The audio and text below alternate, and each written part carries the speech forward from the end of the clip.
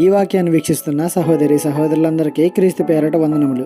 ఈరోజు వాక్యం ద్వారా దేవుడు మనతో చెబుతున్న మాట, యెరూషలేము మొదలుకొని సమస్త జనములలో ఆయన పేరిట మారు మనసును పాపక్షమాపణయు ప్రకటించబడిననియు వ్రాయబడి ఉన్నది. లోకాసు వార్త 24:47.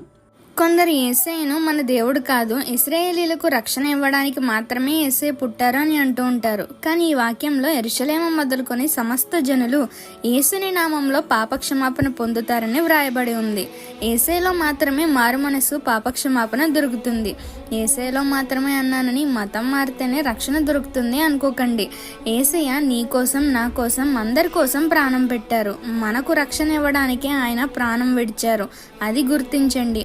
మతాల ముసుగులో కొందరు చేసే ఆగడాలు మనకు తెలిసిందే. అందుకే యేసయ్యను మాత్రమే తెలుసుకోండి.